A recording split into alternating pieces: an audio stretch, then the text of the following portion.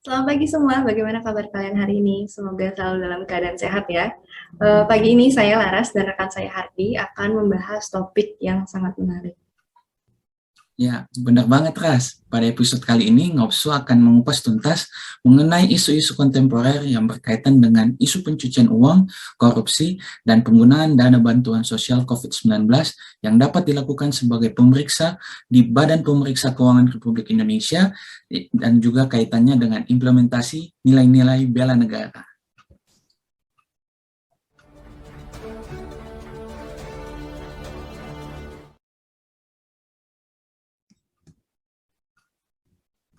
Ya, selain menarik, bisa dibilang topik kali ini juga cukup kompleks bicara mengenai isu kontemporer.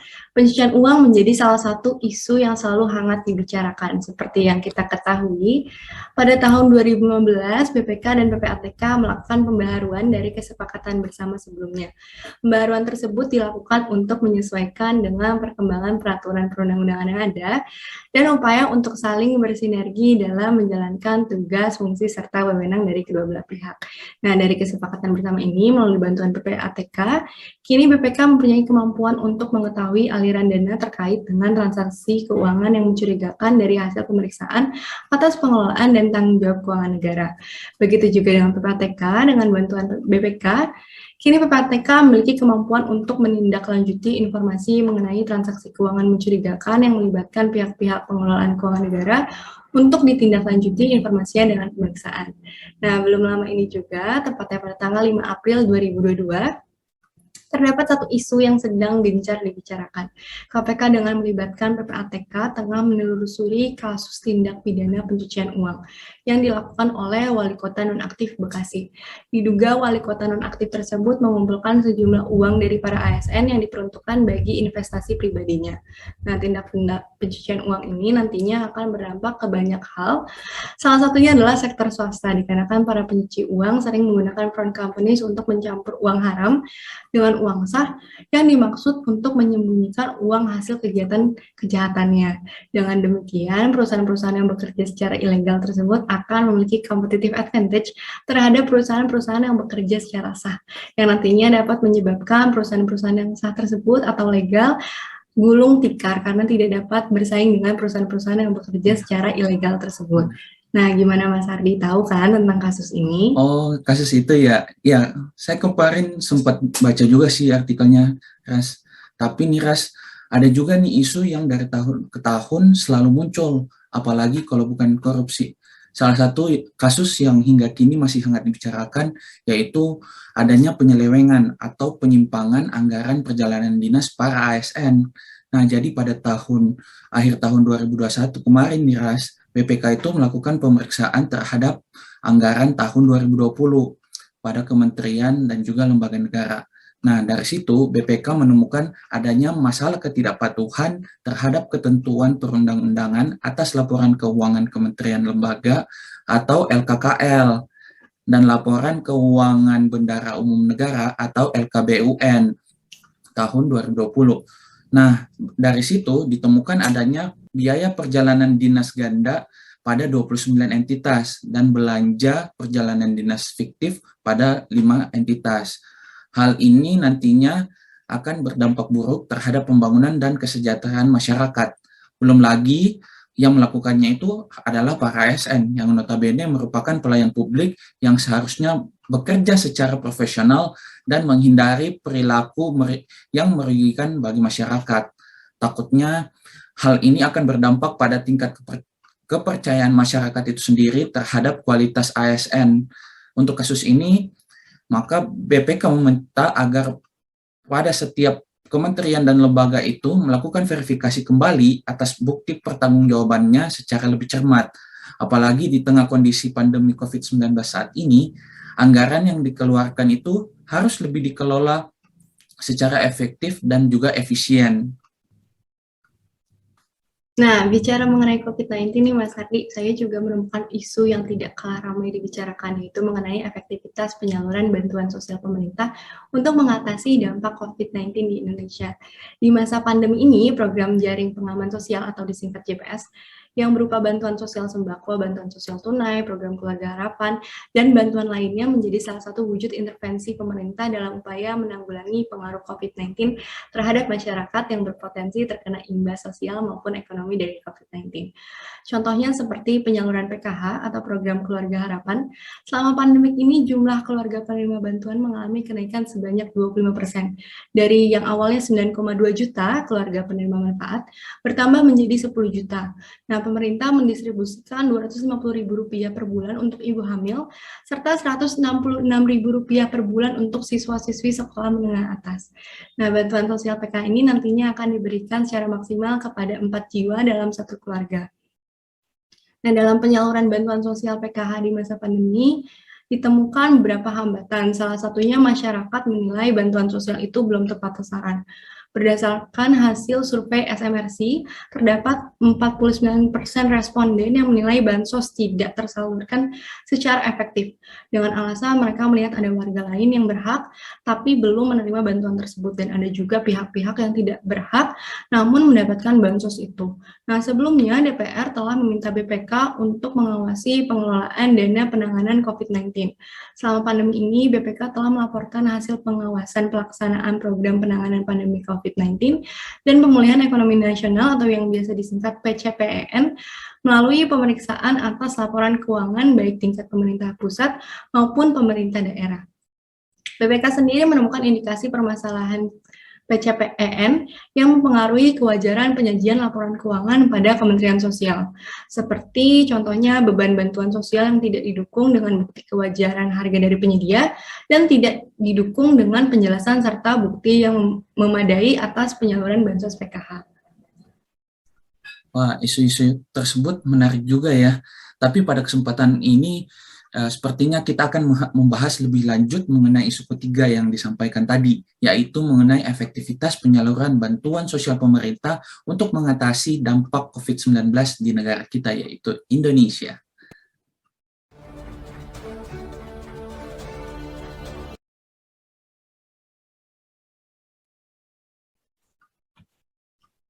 Nah, agar informasinya lebih akurat, langsung kita undang saja ketiga narasumber yang nantinya akan memaparkan mengenai isu tersebut. Kalau begitu, kita mulai dari narasumber pertama ya, Ras.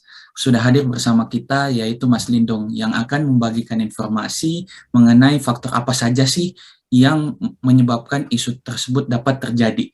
Silahkan Mas Lindung.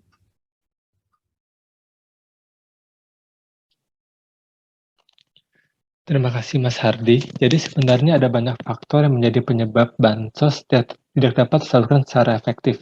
Misalnya nih Mas Hardi dan Mbak Laras, pada penyaluran bantuan sosial PKH atau program keluarga harapan, permasalahan utamanya adalah bantuan sosial tidak tersalurkan secara tepat sasaran. Hal ini disebabkan oleh data yang tidak terbaru secara rutin, baik di tingkat daerah maupun pemerintah pusat. Lalu kecilnya besaran nominal bantuan yang diberikan juga menjadi salah satu indikator. Jadi secara keseluruhan, program bantuan sosial memang sangat rawan akan penyelewengan nih Mas Hardi dan Mbak Laras. Kenapa? Dikarenakan dalam proses penyalurannya masih ditemukan pungutan liar atau pemotongan dari oknum-oknum yang tidak bertanggung jawab. Serta penyalahgunaan dana seperti ada warga yang belum mendapatkan bantuan sosial, meskipun ya secara data warga tersebut sangat berhak. Sedangkan ada warga yang namanya tidak terdaftar, namun warga tersebut mendapatkan bantuan sosial. Nah, penyebab-penyebab ini tentunya didukung oleh ulasan tulisan hasil pemantauan dari salah satu organisasi independen, yaitu Indonesia Corruption Watch atau ICW, pada tahun 2020, karena seingat saya yang tahun 2021 masih belum publish, yang mendeteksi beberapa kendala dan presumpsi penggelapan bantuan sosial COVID-19 yang dikeluarkan oleh pemerintah, seperti pemotongan atau pungutan liar, kalau tidak salah hampir 20% di range 19,25%, lalu ada inclusion error, di mana ada mereka yang mendapatkan bantuan sosial padahal tidak masuk dalam kriteria penerima manfaat, sebesar 17,99%, bantuan yang tidak didapatkan warga sebesar 9,62%, Kemudian tumpang tindih bantuan sebesar 8,79% dan pendistribusian bantuan terhambat sebesar 4,6%. Jadi, Mas Hardi dan Mbak Laras, oknum-oknum tersebut yang saya sebutkan juga dapat muncul akibat dari proses birokrasi yang panjang yang membuat lambatnya pemberian bantuan sosial. Hal ini dikarenakan oleh beberapa faktor seperti pola kepemimpinan, sistem teknis regulasi yang tidak terlalu jelas dan terlalu cepat berubah, kemudian pelaksanaan struktural yang kurang sinkron dan harmonis, serta sistem teknis yang masih lebih banyak dilakukan secara konvensional.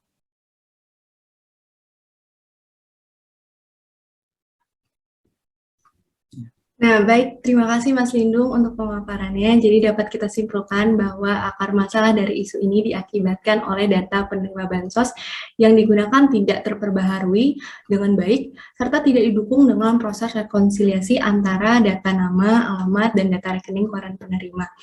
Kemudian selain itu juga masih terdapat oknum dari instansi-instansi terkait yang tidak menjalankan tugasnya dengan menjunjung tinggi nilai integritas serta kejujuran, dan menjadikan bansos yang seharusnya digunakan untuk membantu masyarakat malah digunakan untuk memperkaya diri sendiri.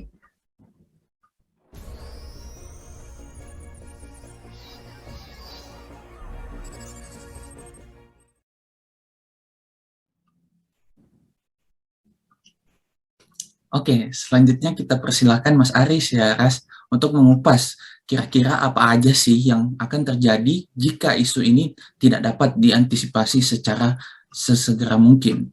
Silakan Mas Aris.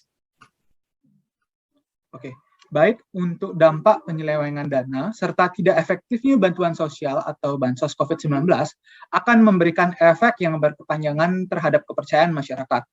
Masyarakat akan antipati terhadap kebijakan pemerintah dan akan memiliki pikiran bahwa pandemi ini hanya akan merugikan masyarakat dan dapat menguntungkan segelintir orang. Tidak hanya dari aspek keuangan saja, jika isu ini berlarut dan akan meluas ke bantuan sosial COVID-19 lainnya, seperti bantuan pengadaan alat tes swab, kerugian juga akan berdampak pada tenaga kesehatan atau nakes yang sudah bekerja keras untuk melayani masyarakat. Perjuangan mereka tidak akan optimal karena bantuan seperti alat tes swab atau dana kesehatan tidak sampai kepada masyarakat. Selanjutnya, dampak lain yang tidak dapat kita akan hindari adalah makin memburuknya perekonomian masyarakat Indonesia. Bantuan sosial COVID-19 yang awalnya dinilai dapat membantu mengembalikan uang gerak masyarakat untuk kembali beraktivitas normal, tidak dapat terrealisasikan karena bantuan tersebut tidak sampai kepada penerimanya. Misalkan seperti UMKM-UMKM yang kehilangan pemasukannya atau masyarakat yang kehilangan pekerjaannya dan membutuhkan bantuan sosial itu untuk pemenuhan kebutuhan hidup sehari-hari. Tetapi malah tidak mendapatkan bantuan. Karena data yang dimiliki pemerintah bukanlah data yang terbaru. Belum lagi adanya indikasi penyelewengan dari dana bantuan sosial tersebut. Baik, terima kasih Mas Aris atas pembahasannya. Setelah kita mendengarkan pemaparan mengenai penyebab serta dampak, tentunya akan ada pemaparan rekomendasi upaya pencegahan terhadap isu ini juga.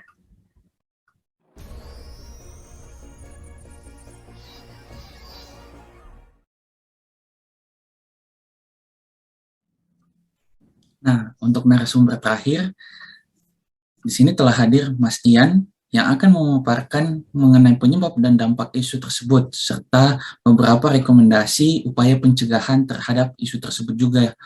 Silakan Mas Ian. Bismillah, terima kasih Mas Hardi atas kesempatannya. Upaya pertama yang dapat saya rekomendasikan adalah menggunakan cara penyederhanaan regulasi dengan mengeluarkan peraturan bersama, serta memaksimalkan pemanfaatan digital untuk penyaluran bantuan seperti GoPay ataupun OVO, agar data bantuan yang secara langsung itu dapat diterima oleh pihak-pihak yang berhak. Selain itu, digitalisasi data bantuan sosial yang terintegrasi dengan sistem juga perlu dilaksanakan untuk meminimalisir celah korupsi, gratifikasi, dan pungli di seluruh skema. Dan juga unit penyaluran bantuan sosial juga perlu itu. Lalu lanjut ke rekomendasi kedua, ada nilai transparansi dan akuntabilitas, karena hal ini sangat dibutuhkan dalam pelaksanaan penyaluran bansos, apalagi di saat pandemi ini. Lalu kolaborasi antar lembaga, baik lembaga yang memiliki kedudukan ataupun yang tidak, secara vertikal maupun horizontal, diharapkan menunjukkan kolaborasi dan terkoordinir secara harmonis seperti kerjasama antara pemerintah pusat dan pemerintah daerah dan pemerintah lembaga terkait. Jadi mereka saling bekerja sama. Itu untuk rekomendasi yang kedua. Yang terakhir, seperti yang kita tahu ya bahwa pada tahun 2019 BPK itu pernah melakukan pemeriksaan atas pengelolaan data terpadu kesejahteraan sosial atau DTKS Kementerian Sosial. BPK pada saat itu menemukan bahwa Kementerian Sosial memiliki keterbatasan dalam melakukan koordinasi pelaksanaan verifikasi dan juga validasi, yang mana mereka melakukannya tidak sesuai dengan standar yang ditetapkan. Akibatnya, DTKS yang ditetapkan oleh Kemensos sebagai standar penyaluran program bantuan menjadi kurang andal dan akurat. Maka dari itu, sebaiknya Kementerian Sosial mengembangkan DTKS yang terintegrasi dengan lintas program bantuan, baik bantuan dari pemerintah pusat seperti PKH, BST, Kartu Sembako, dan bantuan pemerintah daerah lainnya. Hal ini dimaksudkan untuk meminimalisir terjadinya tumpah tindih dan bantuan ganda pada penyaluran bansos. Pemerintah daerah juga diharapkan lebih proaktif dalam pemutakhiran dan validasi DTKS agar proses penyaluran dapat dilakukan secara optimal dan dapat memuaskan kita semua. Mungkin itu rekomendasi yang dapat saya berikan, semoga dapat bermanfaat. Begitu Mas Hardi dan Mbak Laras. Terima kasih Mas Ian atas rekomendasinya yang sangat jelas. Semoga rekomendasi tadi ini dapat membantu pendengar ataupun pemerintah untuk sama-sama mencegah isu ini terjadi kembali. Benar banget, Ras. Oke, Sobat Ngopsu, tidak terasa kita sudah bersama kurang lebih 10 menit bertukar wawasan, dan akhirnya kita sudah di penghujung sesi podcast hari ini. Semoga pemaparan dari saya Hardi dan rekan saya Laras maupun ketiga narasumber tadi dapat memberikan wawasan baru dan juga menumbuh kembangkan kesadaran kita mengenai isu efektivitas penyaluran bantuan sosial pemerintah untuk mengatasi dampak COVID-19 di Indonesia. Sobat Ngopsu, sudah waktunya kami pamit undur diri dan terima kasih kepada narasumber atas waktunya dan terima kasih juga kepada pendengar setia kami yang selalu mendengarkan podcast Ngopsu. Sampai bertemu di kesempatan berikutnya. Saya Hardi dan rekan saya Laras pamit undur diri. Selamat pagi dan selamat beraktivitas.